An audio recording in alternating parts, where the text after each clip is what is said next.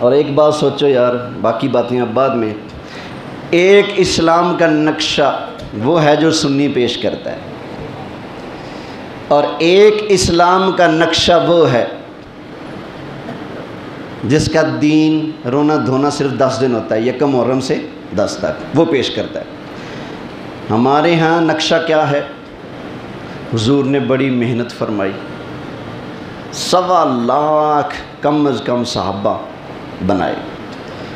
حضور کا انتقال ہو گیا تو صحابہ کے اتفاق سے حضرت ابو بکر خلیفہ بنے، پھر ان کی وفات کے بعد آپس کے اتفاق سے حضرت عمر خلیفہ بنے، پھر ان کے بعد آپس کے اتفاق سے حضرت عثمان خلیفہ بنے، پھر ان کے بعد آپس کے اتفاق سے حضرت علی خلیفہ بنے، پھر ان کی شہادت کے بعد حضرت امام حسن مجتبی خلیفہ بنے، پھر حضور کے بعد صحابہ کرام نے ضرورت محسوس کی تو مل کر اللہ کے قرآن کو کتابی شکل میں جمع کر کے ہمیں ایسے دیا جیسے اللہ کے محبوب دے گئے تھے۔ یہ نقشہ ہے اسلام کا جو سنی پیش کرتا ہے۔ اب جن کا دین صرف 10 دن کا ہے وہ کیا نقشہ پیش کرتے ہیں؟ وہ کہتے ہیں کہ سرکار نے بڑی محنت کی، 10-12 ہزار بندے جمع کر لیے۔ اچھا جی، پھر جیسے سرکار کی آنکھیں بند ہوئیں 3 مسلمان بچے، باقی سارے پھر گئے۔ اچھا، پھر کہتے ہیں کہ ابو بکر عمر عثمان نے مل کر قرآن لکھا، ادھر علی نے بھی لکھا۔ علی قرآن لکھ کر لائے تو انہوں نے ریجیکٹ کر دیا، اپنے قرآن کو باقی رکھا۔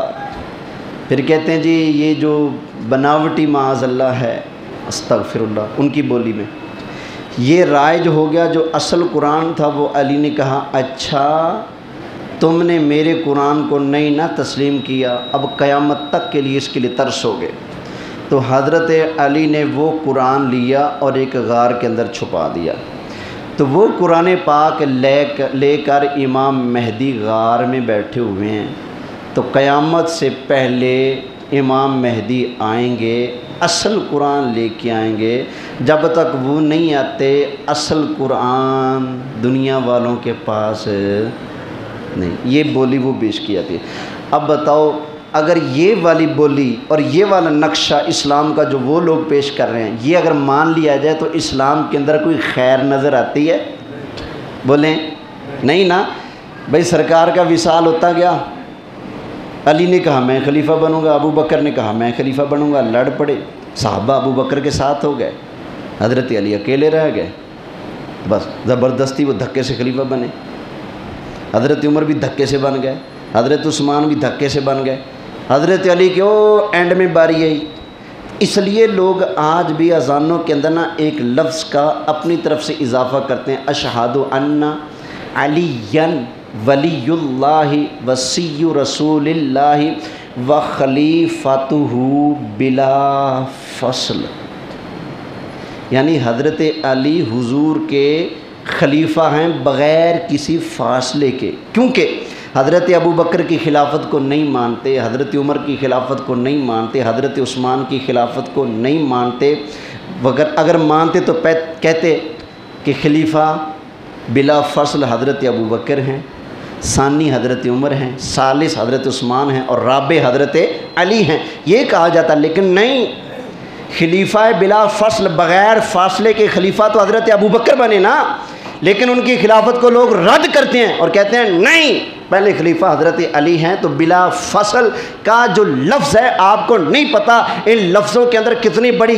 گالی صحابہ کرام کو دی جا رہی ہے۔ اس لفظ کا مطلب یہ ہے کہ خلافت حق تھا مولا علی کا، لیکن سارے صحابہ نے مل کر ان کی خلافت پہ قبضہ جما کر دھکے سے ابو بکر اور عمر اور عثمان کو خلیفہ بنایا۔ اس لیے لوگ یہ رونا ان عربی کے لفظوں میں بولتے ہیں تاکہ پاکستانیوں کو پتہ نہ چلے ان لفظوں کے اندر کتنا گند موجود ہے۔ توجہ ہے؟ ذرا محبت سے سبحان اللہ کہہ لیں۔